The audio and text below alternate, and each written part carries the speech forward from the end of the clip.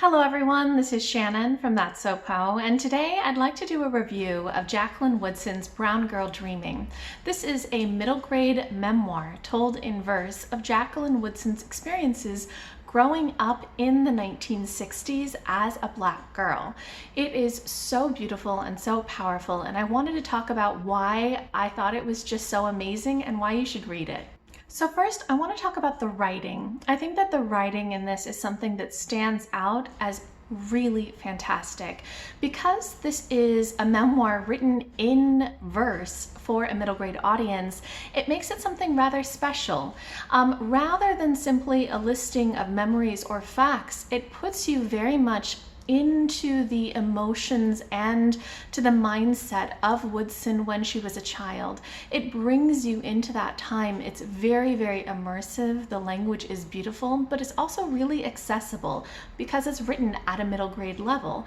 So this is something that I think is such a unique choice and worked really, really well. I found myself completely drawn into the story, loving everything that was going on, understanding her perspective.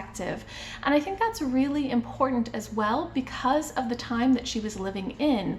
In the 60s, being a Black girl was a very difficult thing. So you get that kind of first-person perspective of what memory she had, what it was like, and you feel it very emotionally. So I found the writing in this was spectacular. In addition to the beauty of the way that this is written, I think that what makes this memoir so special is the perspective that it brings. I think that in this story there are sort of three concentric circles of perspectives. So first is Jacqueline Woodson's own personal identity and her perspective on how she was developing as a person. Then there's her perspective on kind of her family, the family interactions and dynamics, and what that was like for her growing up. And then there's the wider societal and community perspective. So understanding from her point of view what was going on in the world around her. And I think that this is a very unique way of looking at all of these. So let me break it down and talk about each one. So looking at the innermost circle of Jacqueline Woodson's perspective on her own identity, I think that this was really fascinating for a lot of reasons. One of which is that I believe Jacqueline Woodson is dyslexic based on what she had written in this memoir. But at the same time, she was so drawn to stories, so drawn to the beauty of words, drawn to the lyricism of words, drawn to so much about them, and even drawn to writing, while at the same time struggling with making letters the correct directions, with reading words. And I think that that juxtaposition of her love of storytelling and writing and beautiful verse with her struggle to actually make sense of the words written down was really powerful. And I think that that is something that can speak to any sort of person who's going through similar things for themselves, or just any outside reader who's trying to understand what it's like for someone to discover that they're an author. It's clear that Woodson from a young age knew that she loved telling stories and wanted this to be who she was and what her future was. And it was just really beautiful reading about her experiences discovering that love of storytelling. What was also very fascinating is that her version of storytelling often revolved around making up things and, in a sense, lying about things. So she would constantly tell stories that she would act as if they were true because sort of, for kids, some things can be so real. And that was just another interesting perspective. So I really liked listening to how she uncovered what her identity was and who she was going to be. And even though there were some things that were difficulties for her, she really found her passion. Looking at the next circle out of family dynamics, I thought there was a lot in this story that was really, really interesting. There were a lot of fascinating dynamics between Woodson and her siblings and her parents and her grandparents, all of which were somewhat different. So with her siblings, Woodson had both love and struggles. Especially her oldest sister is somebody who was brilliant, just an absolute genius, loved to read, did so well, and there's a lot of competition there with Woodson, while at the same time she had a younger brother who came along a little bit later and was the baby of the family, taking that position away from Woodson. So this love of her siblings, while also in a sense some competition with them, was really interesting to read about. It was also really interesting to read about her dynamic with her mother. Her mother is one of those people who's very, very strict and very strong, but also somebody who's very caring and wants to make life better for her children. I think that there was a lot in here that was sort of regarding respectability politics, where her mother is constantly trying to improve their lot in life and trying to get them to follow all of the rules and strictures of society and kind of toe the line. And there's an interesting contrast between what her mother is asking her to do, while at the same time what's going on with the civil rights movement and how things are changing. So even small things like her mother saying you can't listen to any music that has the word funk in it, but that's what was going on at the end of the 60s, beginning of 70s.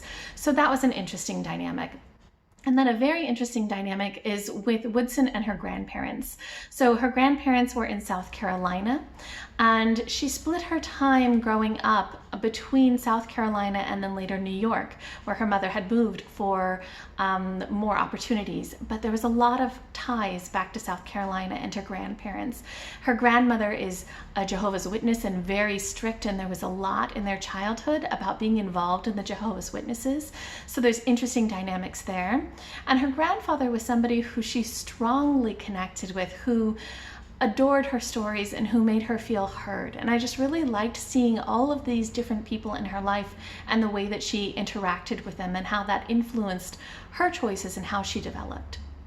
And the last outermost circle is that of the community and society. And this was especially fascinating for me in this book because Woodson was growing up in such an interesting time and in such interesting circumstances. So she was born, I believe, in 63. And when she's young, they're in the South and they're dealing with a lot of the effects of segregation and of the sit-ins. And it's interesting to see it from her perspective because she's just a child and she's observing what's going on for her community and for her family, but mainly in the way that it affects her personally. So things like them having to ride the bus when going on a long journey at night. They have to take the night bus because if they were to go during the day, they might experience some violence from other people, from white people. Or things like her mother refusing to shop at certain stores after desegregation because before that, she wasn't welcomed in there and unwilling to patronize those shops. And so just these little bits of how the civil rights movement was affecting her life. Or things like, for example, later her uncle becomes a Black Panther, becomes kind of a follower of that, and that introduction of how he changed and how he got into that. And it's just so interesting to see these huge societal changes from a child's perspective, from a perspective of how that influenced her daily life. And I think that that added a lot of interesting complexity to this. Also, looking at just the ties that her family has to South Carolina, but also the problems with South Carolina and the pull to the north. And so a lot of this is talking kind of about the Great Migration as well. And so I thought it was so well done to address these really big societal topics on such a personal scale. So I think that especially for middle grade readers, this could be a great way to get introduced to a lot of these concepts in a very personal manner. So I loved reading about this and I thought it was very, very well done. Overall, I thought that this was such a standout book. It is wonderful in terms of the lyricism of the verse that it's written in. It's wonderful in terms of the appeal that it has for middle grade readers in understanding that perspective. And it's just wonderful in terms of the social and personal issues that it addressed. So I think this book is something anybody of any age could really get a lot out of, and I highly recommend it. If you have read this or read anything else by Jacqueline Woodson, go ahead, let me know down in the comments. I'd love to hear what you thought too.